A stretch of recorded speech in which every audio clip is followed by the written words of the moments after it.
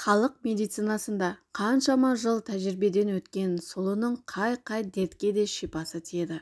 Оны қайнатып, езіп, ботқа жасап және салатқа қосып та пайдалануға болады.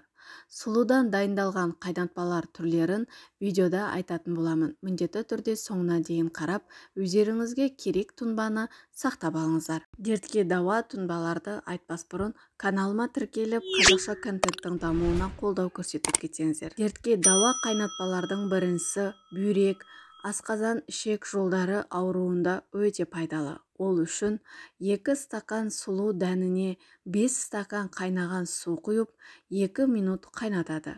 Жарты сағат суытқан соң сүзгіден өткізеді. Қайнатпаны 2 ай бойы күніне 3 рет ас ішерден жарты сағат бұрын ішеді. 1 ай үзіліс жасап, емді қайта жалғастырады.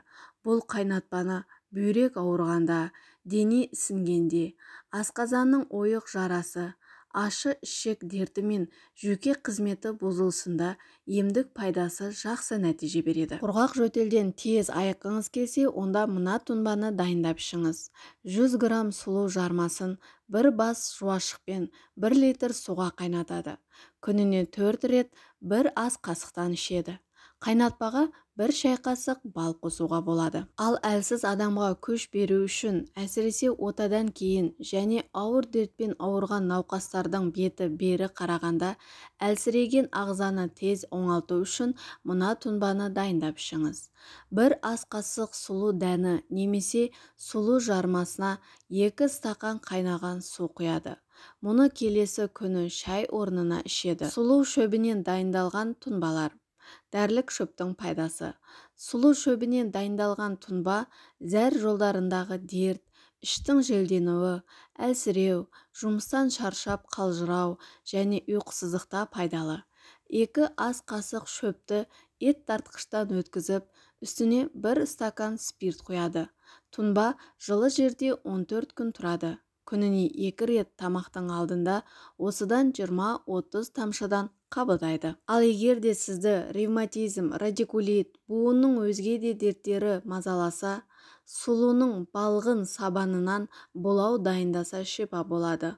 Ол үшін 1 килограмм сұлу сабанына 5 литр су құяды да жарты сағат қайнатады. Сосын сүзгіден өткізіп, ваннадағы суға қайнатпаны құяды. Осылайша ваннаны қабылдасаңыздар буын ауруларына өте пайдалы. Ал енді сұлудан дайындалатын ботқаларға тоқталайық. Таңертең жеген сұлы асқазан ішек жолдарын жақсартады.